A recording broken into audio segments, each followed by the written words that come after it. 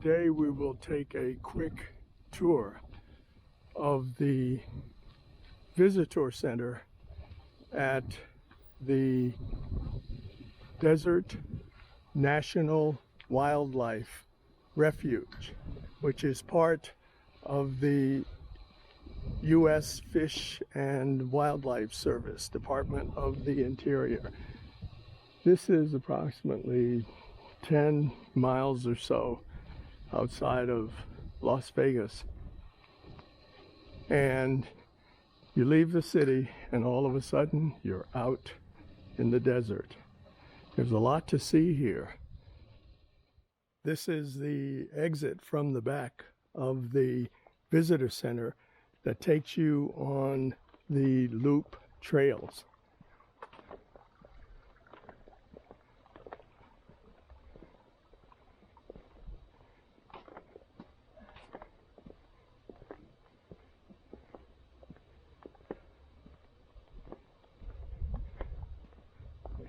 And our goal today is to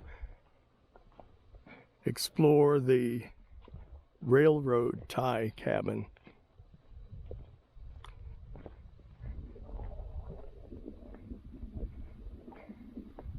So we are taking the Coyote Loop. Now this little bridge actually takes you across the original spring. You can hear the sound. And this is the reservoir, which has been concreted in, of course. And this is the pond. Another look at the pond, which the Richardsons created, but again, it was concreted in to control things.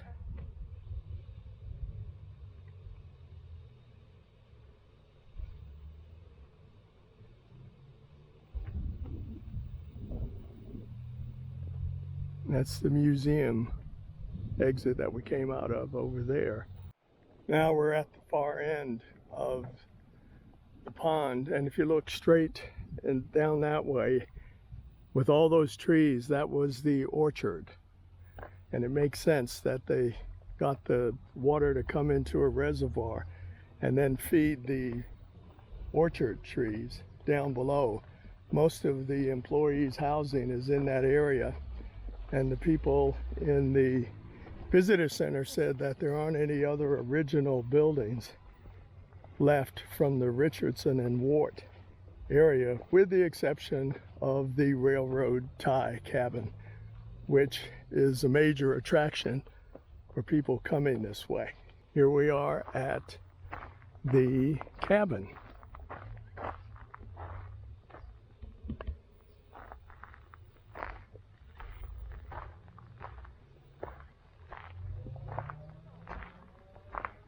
This is the cabin that Dick or Delbert Richardson made either early 1920, some say 1919.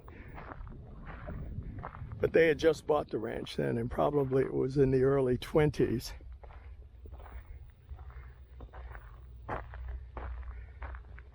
And this is it.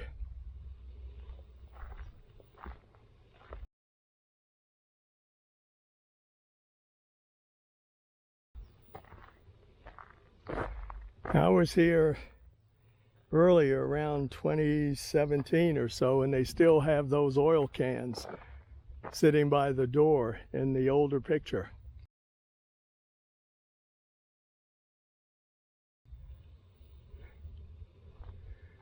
And if you notice, these look like railroad ties. And that's because when they discontinued the Las Vegas Goldfield Railroad, they picked up the rails to melt down for metal for industry in World War I. But they just left the ties out there along the route. So it was just free for anyone who wanted it. And if you notice with these railroad ties,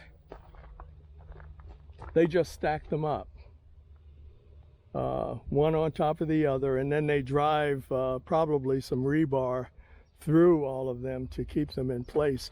You can see here where somebody's put in a railroad tie, a railroad nail where this used to be. And what I've noticed from some of my older pictures, the rail was right here. You can see a rail, and then where the nails were. So that's sort of interesting.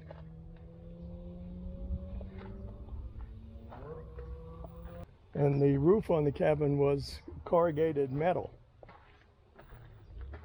And they said that Dick Richardson wanted his own solitude, so he made this place for himself, even though he still worked on the ranch and had dinner down at the ranch house.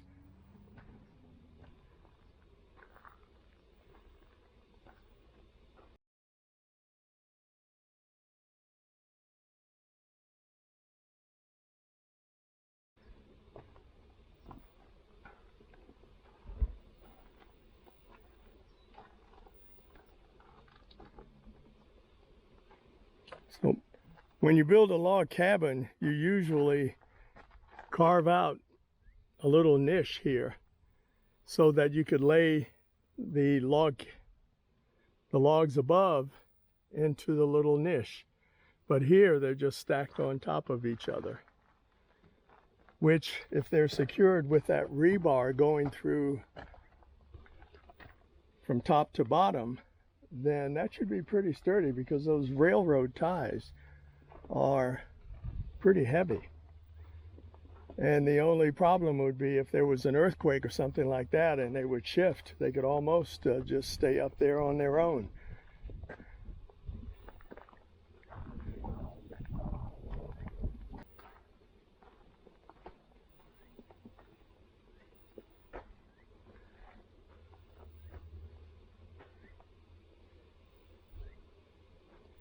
And those logs protruding, or railroad ties protruding up there and there, was to make an eave to overhang the cabin, which would, I guess, project water away from the cabin in the rains, and also offer a modicum of shade. This is another good example of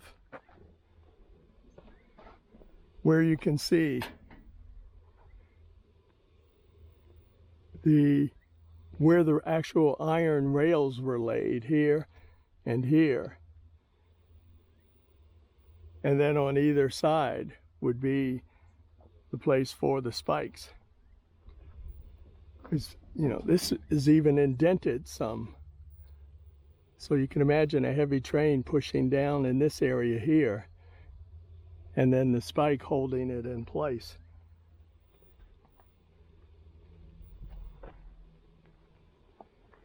Another example of how people adapt to potentially harsh conditions in the West.